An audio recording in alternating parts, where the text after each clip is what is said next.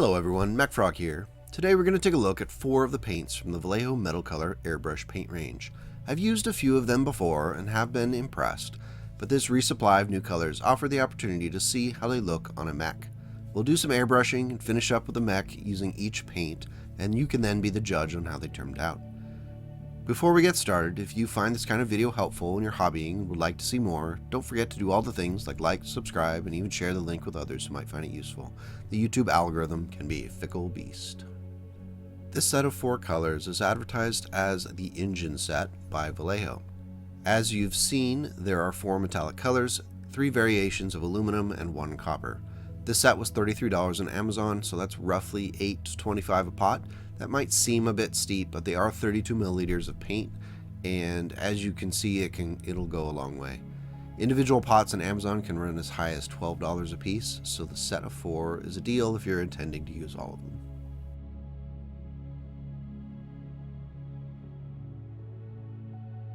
So let's talk about how these paints perform through an airbrush, as that is what they're designed for.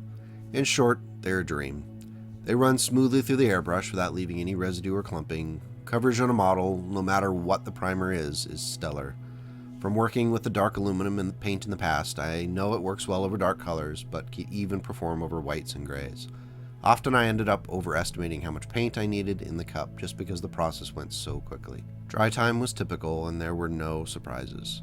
If you're going to be doing a lot of work with metallics through an airbrush, these are stellar.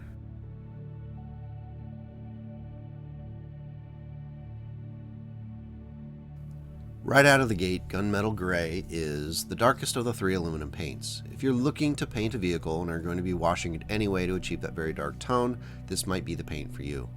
However, if you're looking for something a little bit more gritty, the exhaust manifold seems to have a slight brown tint to it. It's very subtle, but it's there. This would be amplified by the application of a wash for a dirtier look to the metal.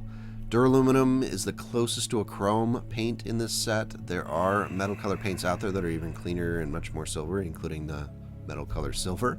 But duraluminum looks to be kind of a compromise between these 2 extremes. The copper seems to have a little bit of a rose pink tint to it, which may fit your needs, may not. Personally, I wasn't happy with it until after a brown wash, which brought it down to much more of a punny-like look. Metal Color Airbrush paints from Vallejo performed admirably, and I'm quite happy with the results on each of the mechs in this lance. If I had to pick one in the moment that I think did the best, I think Gunmetal Gray was my favorite, and not just because the future is crap.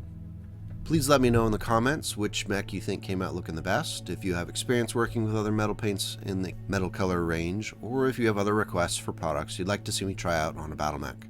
As always, thank you to the Ko-Fi supporters for keeping the resin flowing, and thank you to you if you made it this far in the video. Clearly you have the patience of a saint. Take care, be awesome, make the world a slightly better place today and tomorrow.